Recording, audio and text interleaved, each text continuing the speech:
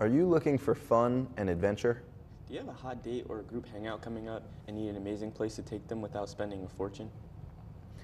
Or are you just looking for a place you can lend a helping hand? Well, my friend, this is the one for you. So sit back, relax, and get your tokens ready because Beyond Broad is starting right now.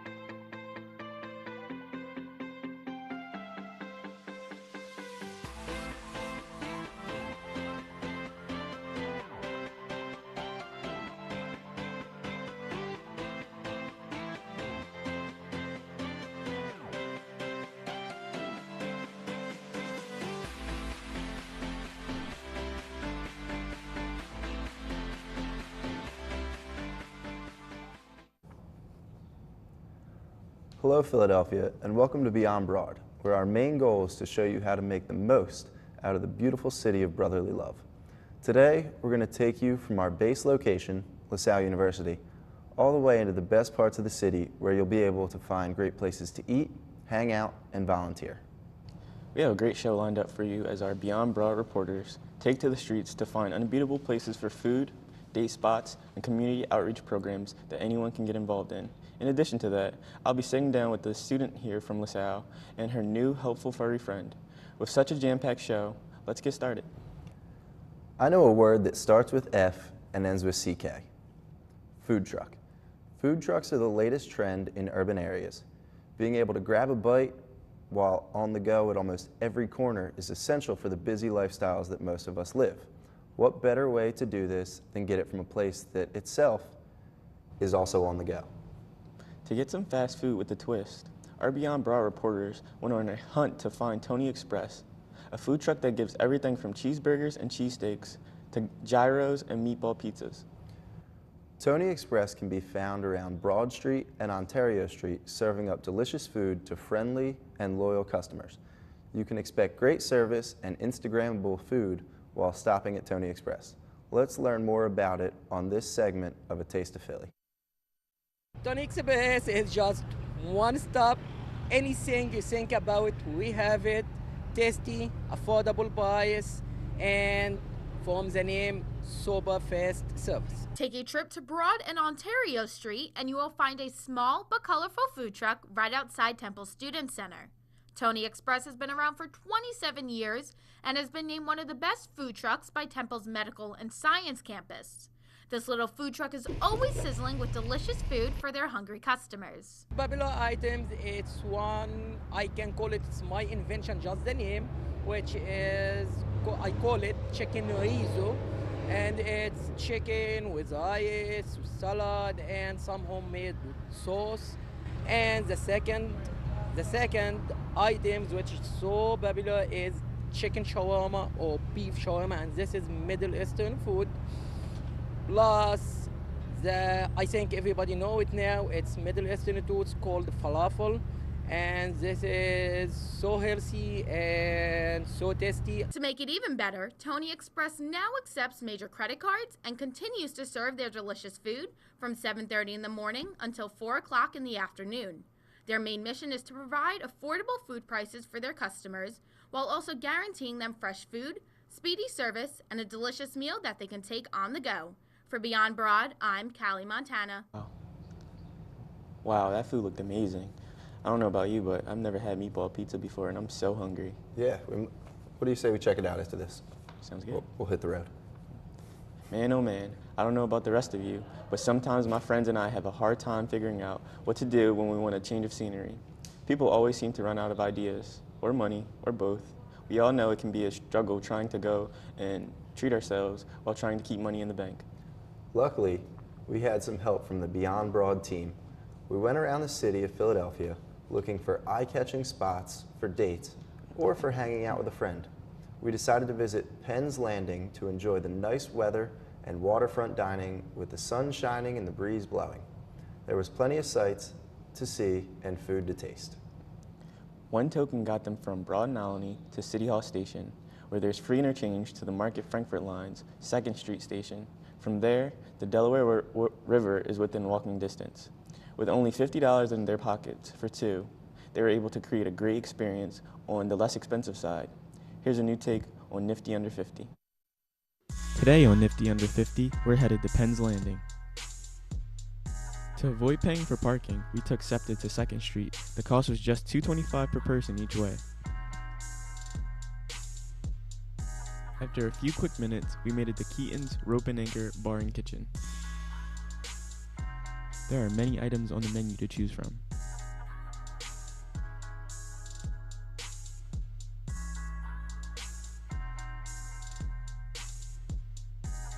Located at 201 South Columbus Boulevard, the outdoor seating overlooking the water and the restaurant's atmosphere indoors make you feel like you're on a boat.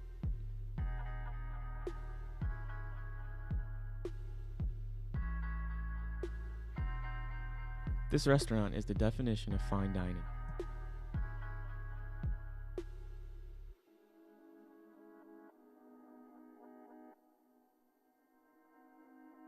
We tried the firecracker shrimp costing $13. Then we also had the fork and knife burger costing $14. Food and hospitality was so great, we tipped over 20%.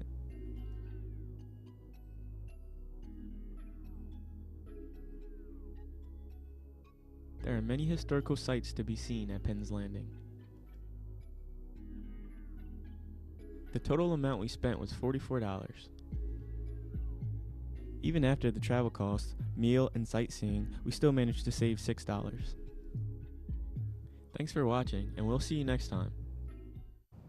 I actually went on that excursion. The restaurant Rope and Anchor is so cool. Like it feels like you're in a boat as you're eating. That's pretty awesome. And it's great that in Philly you kind of forget that like you're so close to the water, which like it was nice to see that. But we still have more fun things around town to show you. Are you tired of the same old, same old? If you answered yes, then our reporters have the place for you. In our next segment, our reporters take a tour to the Philadelphia Fabric Workshop Museum, located at 1214 Arch Street. The workshop is a unique space that's open and free to the public 7 days a week. The Fabric Workshop and Museum opened in 1977 and holds a wide variety of educational programs such as high school and college apprentice training programs, study tours, and hands-on workshops, and teachers and families programs too. The Fabric Workshop and Museum's goal is to stimulate experimentation among leading contemporary artists and share the process of creating works of art with the public. Let's see what our reporters found while visiting this extraordinary museum. Located on Arch Street across from the Pennsylvania Convention Center sits the Fabric Workshop Museum. The Workshop Museum was founded in 1977 and moved into the current building 10 years ago. The museum contains a vibrant gift shop and a 3-floor tour. This is the Fabric Workshop Museum. We do artist residency programs. Right now we have a woman named Leica Clayton who's based in Pittsburgh. The work on the first floor is some older projects that she's been doing. There's some drawings that she made with a typewriter that are really interesting. There's also part of her project called Artist Residency in Motherhood, which is kind of her thoughts and feelings about being a working artist and a mother at the same time. On the second floor, a workshop done by Clayton, Sculpture for the Blind by the Blind, is displayed. Portraits of the blind people with their sculptures are also displayed. And she gave each blind person a piece of plaster and described to them a sculpture by the artist Constantine Brancusi called Sculpture for the Blind, which kind of looks like this egg-shaped sphere. Along with the sculptures are 179 letters from curators and museum directors in response to Brian Morgan's letter to the PMA about his grandfather's sculpture similar to Brancusi's. And then on the top floor, we have the other part of the Fabric Workshop Museum, which is the apprentice program. We'll invite 5 different high school students and 5 different college or postgrad students to work with our studio staff every few months to put together these screen prints. They get to learn the processes, get to use all this equipment and materials. Students' work is displayed on the final floor along with a video of the process. For Beyond Broad, I'm Jared Peterman. It's pretty crazy that the different ways that people express their own creativity and really tone into their ideas and make it reality. Yeah, I didn't know you can do so many cool things with fabric, and the designs are pretty unique as well. Yeah. But we've been having so much fun taking you around the city, but I think Jake and I need a little break.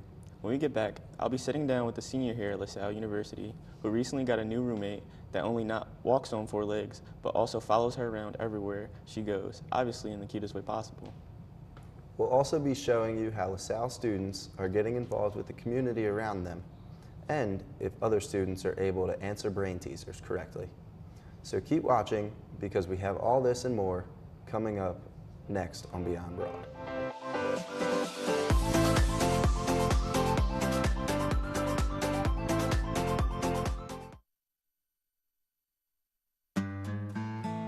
This is Kevin, and Kevin could use some kindness. Here's Ian. He could be that man.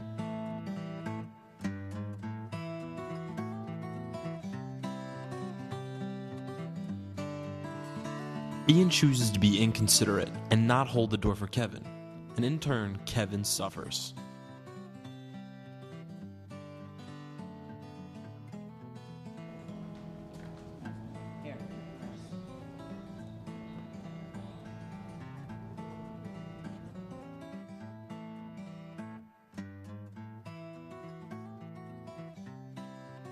Kindness may be a choice, but doing so is always the right one.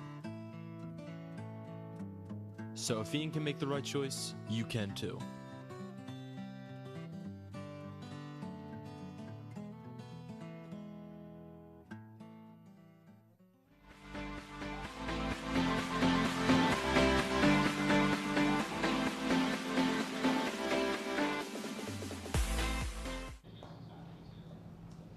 So, Julia, when did you and Finn first meet? We met 2 years ago when he was a puppy. He was 8 weeks old. And I went to Canada to meet him after I was matched up with him. Oh, that's cool. Did you go through an organization to get him trained as your service dog, or did you train him on your own? I went through a private organization that takes the that matches you up with a puppy when they are 8 weeks old, and then incorporates the training into your lifestyle. So I was able to go meet him about 6 times throughout the 2 years that he was in training. That's cool. So do you know what the training was like for Finn? Yeah, for the first year, it was mainly obedience, just things that normal puppies do, socialization and the basic commands. And as the second year came into play, he began to learn his specific tasks that certify him to be a service dog. Okay. Were there any drawbacks or complications as Finn was getting training? Yeah, he was actually supposed to be ready after about a year, and unfortunately the timeline kept getting pushed back because he wasn't ready, and so unfortunately it was supposed to be sooner, but it got pushed back about a year. But I mean, if he's going to be coming everywhere with me, he has to be completely ready and completely reliable. So, and now he is. Oh, that's interesting. He's a pretty good dog. So I was wondering, how have things changed since you brought Finn on campus? Have things been different for you? Yes and no. Having him here has not really changed the way I do things because he comes everywhere with me. There have been, of course, people who are interested and have questions, and a lot of the time people ask if they can pet him or pet him without asking. And that's the one thing about service dogs is when they're working, when their vest is on, you're not supposed to interact with them, touch them, talk to them because they are on duty. And if that interaction between another person and the dog happens, he will lose focus on what he's supposed to be doing. So why do you believe service dogs are so important? Well, I honestly didn't know too much about service dogs until recently, until this became an option for me. And as I'm going through this process, I've learned that there are so many people out there who are training service dogs, who know somebody has a service dog. And now that I'm a part of the community, I really feel that I've seen benefits for other people as well as myself.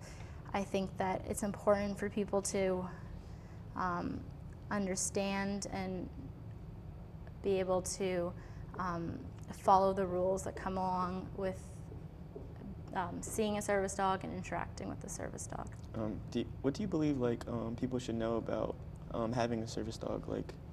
How would you inform them if someone wanted to get a service dog? Well, actually, the process to get a service dog has changed over the last few years. There's now a law that was put in place that allows you to train your own service dog, and this is a good and a bad thing. It's a good thing because getting a service dog through an organization is very expensive, and there's such a high demand for service dogs, but there's not enough trainers out there. The downside of this, however, is that anybody can go onto Amazon or a website and buy a service dog vest and put it on their own pet just so they can take it everywhere. Oh, that's cool. What breed is Finn actually? He's a golden retriever. Oh, that's awesome. And I know he works often. Does he have any time to have fun, go to the park and play? Yeah. When he's wearing his vest, he's on duty, and when his vest is off, he's off duty. So he's just like a actual pet. And I think everyone who knows Finn can agree with this, that he's a completely different dog with his vest off than with his vest on. That's pretty cool. He's well trained. He's a good dog. He's really furry. Do you ever take him? Do you take him everywhere with you? To all your trips and everything? Yeah, he comes ever with me on campus. We have not been on an airplane yet together, but we will be when I go home for the summer. But yeah, he comes to B&G, he comes to class, he comes to the Heyman, he comes everywhere. And how is that with airplanes? Do you have to pay extra fee for having him on the plane? Or? Nope. He'll either get a seat for free, or they'll put us in area in the plane where there's extra leg room. Oh, that's pretty cool. And that's all because he's a service dog. Oh, but any other pet would have to pay Yeah, any other pet would have to pay, and also most pets aren't allowed actually on the plane. They would have to go under the plane. Okay, well, we appreciate having you on the show, and thanks for all this great information you gave us about Finn. Yeah, thank you very much for having me. Oh, no problem. We hate to keep you waiting, but it's time for us to take another quick break.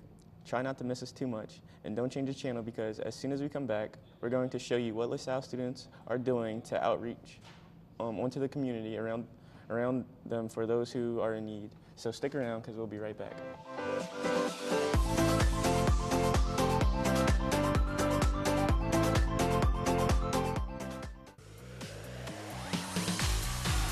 Check that smooth backside. No, really, check it. When detected early, skin cancer is highly treatable. Learn more about what to look for at spotskincancer.org. Did you go tanning? You're getting so tan. We need some sun. Protect yourself. Protect your friends. Stop tanning. Learn more at spotskincancer.org.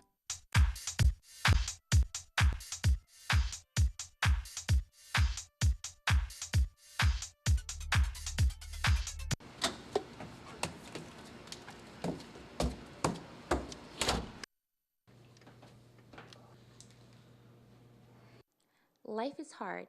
Effective consent is simple. Do not make hookup decisions if you won't remember them. For more information on sexual assault, visit knowmore.org.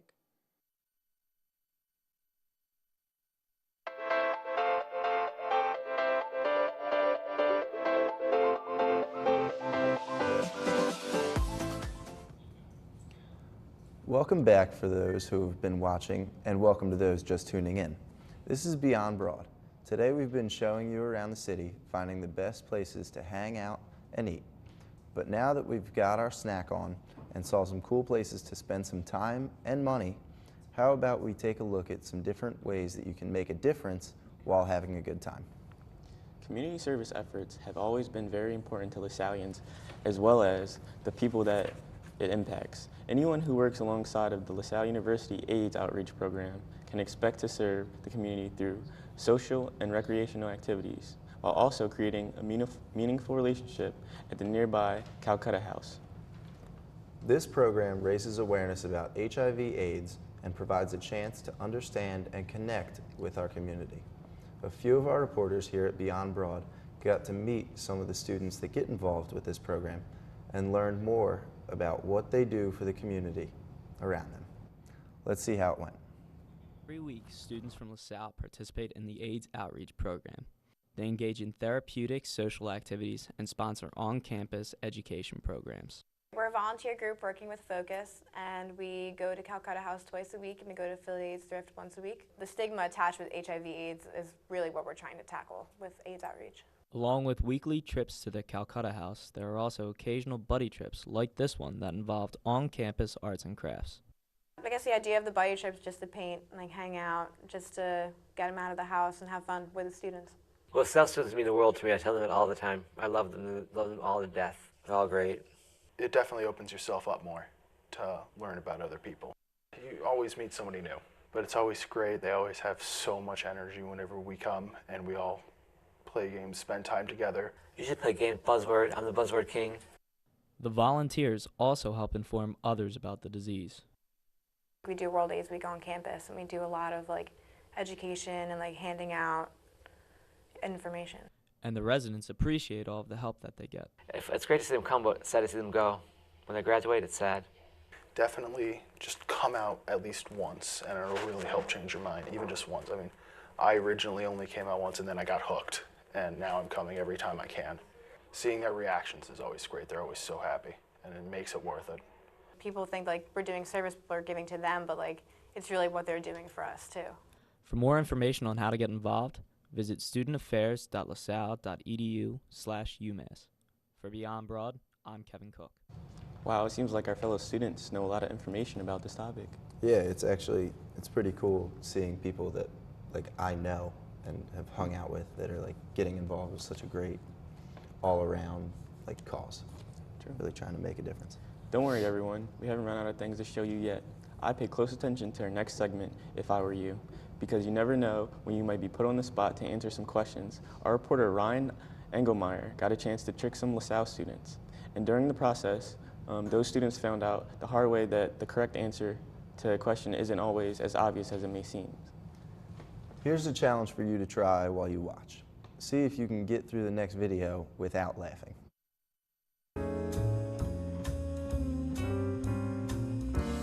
Hi, my name's Ryan, and we're here at Salle University seeing if the students here can answer some simple questions. We'll see how it goes. Before Mount Everest was discovered, what was the highest mountain in the world? That's a good question. I don't know. I have no idea. Mount Kilimanjaro. I would say Mount Fiji. No idea. I don't know. Wasn't it a mountain in Nepal? I think, or Fiji or something like that? What's heavier, a pound of feathers or a pound of stone? Pound of stones. They're the same. They're the same. Pound stone. Stone? Yeah. Yeah. Yeah? Yeah. Yeah? Probably stone. Stone? Okay. Oh, a pound of cotton Pound of stone. A pound of stone. Pound of stone? Yes, I think so. Is this a trick question? Okay, your mom had 4 kids, north, east, south. What was the last one? West.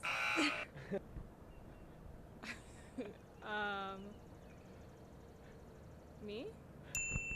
South. West? South. I mean, I guess west. Spell top. Top. T-O-P.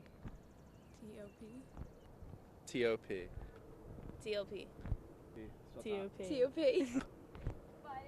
T-O-P. Say it 2 times fast. Top. Top. Top. Top, top. Top, top. Top, top. Top, top. Top, top. Top, top. Say it 3 times fast. Top, top, top, top, top. Top, top, top. Top, top, top. Top, top, top. Top, top, top. Top, top, top. All right, what do you do at a green light? You stop. Yeah. Wait, no, you don't stop, you go. Stop. Stop. Stop. Stop. Stop. You go. Oh, she got it. She got it. She got it. I got one for you, Jake. So your mom had 4 kids, north, south, and east. Which one is the last name of the kids? It would be my mom. So Yes. me. Nice, it's you. Ah, you got it. I'm pretty good at jokes. Well, my friends, it looks like that's all we have time for this show. Thanks a bunch for tuning in and watching. We hope you learned a little more about the beautiful city in which we live and a few ideas about where to hang out and where to help out. Make sure you check us out on the web at our LaSalle TV Facebook page, where you can stay updated on this and all the other shows we produce here at LaSalle. And if you missed any amazing parts of this show or want to watch parts from other past shows, you'll be able to find all that on our YouTube channel at www.youtube.com/user/LaSalle56TV. Many thanks again for watching. We had a great time showing you guys around Philadelphia, and we'll catch you next time. On behalf of our cast and crew, I'm Chris Sanders, and that's Jake Fabel. Have an amazing day, and we'll see you around.